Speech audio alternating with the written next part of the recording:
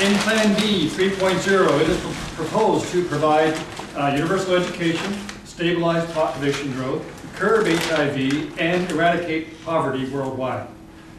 Is it feasible given that the U.S. with the largest economy has not been able to do any of these tasks? I can start.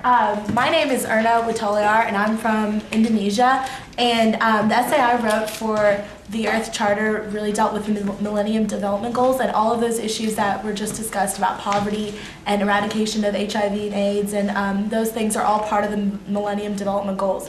And one of the main reasons why I think that they haven't been accomplished yet, including in developed nations like the United States and much of Europe, is because there's a lack of political leaders who are dedicated to this cause, and the people who are in power have other things on their agenda that deal with making money and having successful businesses and economies, and they leave things like basic human rights and eradication of poverty out of their political agendas. So I think that the United States and every nation actually does have the potential to accomplish these goals. They just need leaders who are dedicated to them as well.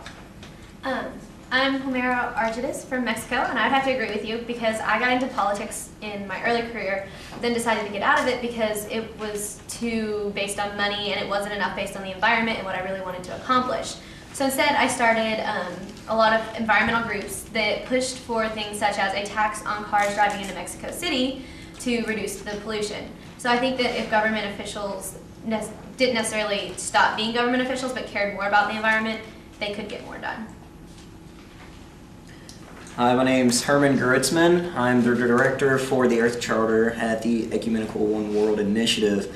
And I see it as the problem with developed nations like Germany, where I'm from, the United States. The problem lies with the people more than the politicians, and ultimately it's what the vast majority of the people want, and that's what's going to motivate the politicians to make change. However, since the majority of the population has such a high standard of living, a lot of them don't see the day-to-day issues and struggles that go on in the less developed nations. So as part of our initiative, I believe we need to educate not only the young, but the old as well. The senior citizens make up the vast majority of the voting power in most countries, and they're mostly being overlooked. However, they are the most conservative and the least worried about these environmental issues. So I think if we can educate them, then we can provide we can facilitate change more efficiently. Hey, my name is Renee Ledesma, and I too would agree with a lot what's been said already. One of the matters that has been seen but is yet to be acted upon in the Dominican Republic, which I've been part of, is the addressing of poverty and basic needs, meeting basic needs of the people within the Dominican Republic. There are some matters such as, just basic needs such as water.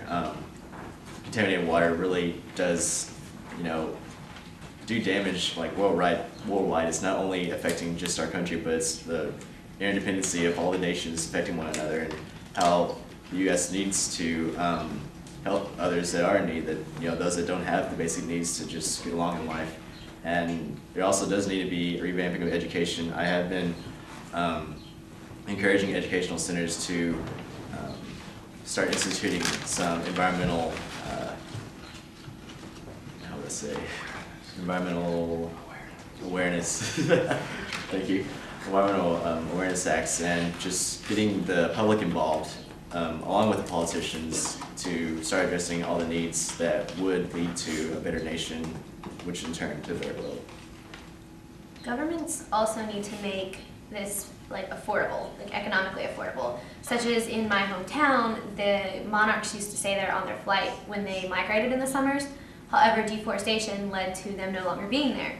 But the deforestation was caused by the fact that that was the only job the people in the town could get and to have money. So the government needs to go in and offer these people jobs or ways to make money that are good for the environment and not deforestation jobs, because those jobs aren't going to get them anywhere in the long run because all the trees are going to be gone. That's a very good point. And Greenland also the task of uranium mining in many small hometowns has caused a very large problem with industry and its effects on the environment, and it's having a negative impact.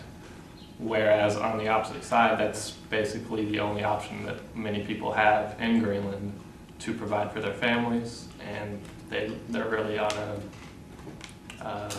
they're in a bad decision, or in a bad point that they can't make a good decision about. So.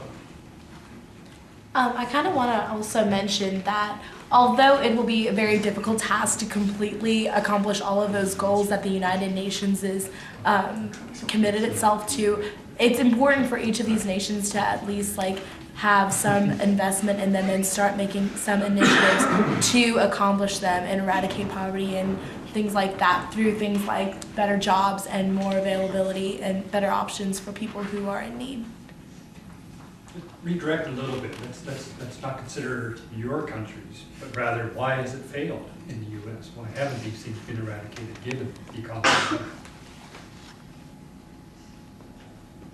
Like I said earlier, I think that there just isn't a commitment to that issue here in the United States, in the United States, and that people focus on other things that are more important to them, and they overlook people who are in need.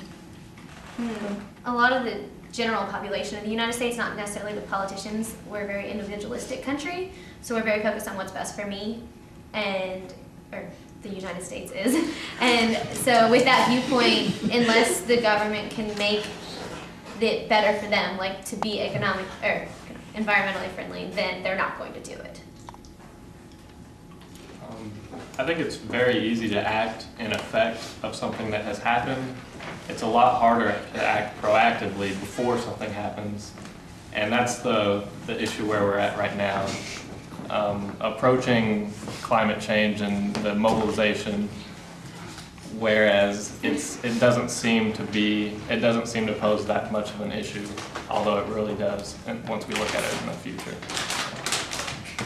I think what could be a lot of the problem is just a general lack of communication among the nations. I have noticed that, like I was mentioning earlier, there really has been a lack of addressing the poor segments of the society. And so if there's a lack of communication within our own country, how much more is there lack of communication amongst different nations as well?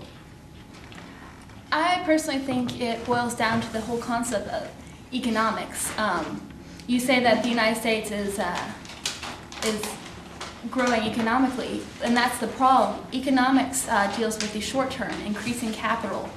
And when you're looking at benefits and risks, the risks go away as time goes on. And then with the environment, we look at the long term, and really we don't discount the risks over a long period of time, because in a lot of things they're still going to be around. CO2 is not going to go away in the next 20 years. It's still going to be in the atmosphere and still causing problems. So really it needs to be the balancing of the environment and our ecology and economics, and really using the precautionary approach and looking at the environmental impact, and if it causes any harm to the environment, you should not do it. If we were to kind of redirect a little, much of the problem with the U.S. lies in the education system that is set up. Although the U.S. has established public schools, how it focuses on subjects and what subjects it focuses on simply do not generate a mindset for sustainability in students.